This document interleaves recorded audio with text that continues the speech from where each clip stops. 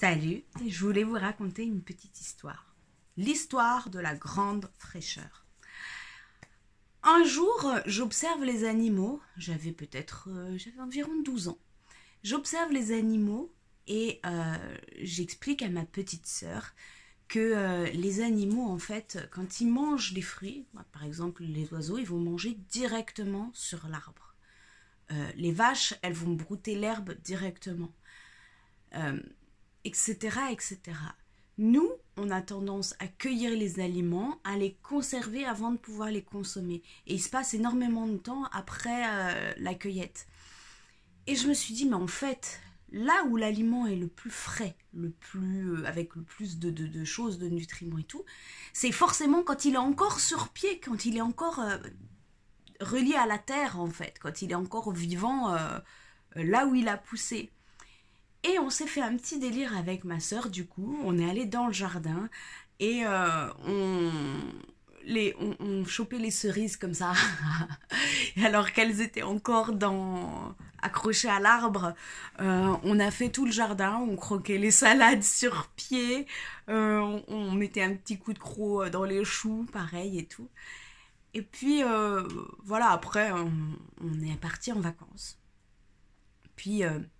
après le retour de vacances, ma mère fait un tour dans son jardin, mais elle se dit, mais qu'est-ce que c'est que cette bestiole-là qui mange d'une manière bizarre mes légumes?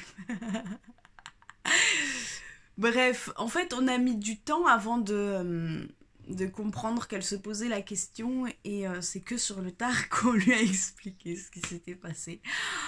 Enfin, on était déjà, je pense, dans la dynamique du manger frais, du manger sain, de l'alimentation vivante, de l'alimentation dynamique et vitalité.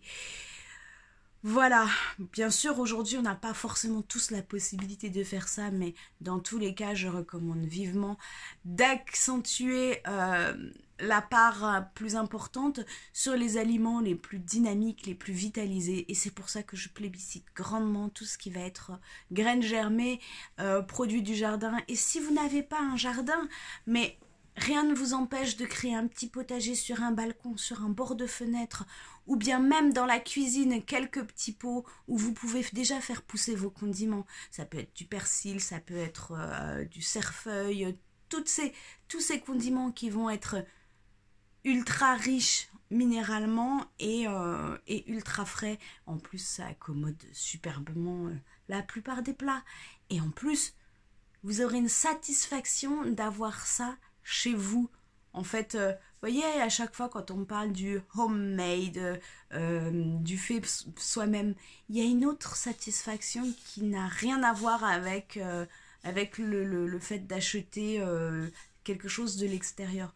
Moi, je sais que quand j'ai fait mon premier jardin, mais mes légumes, ils étaient waouh! C'était quelque chose d'extraordinaire.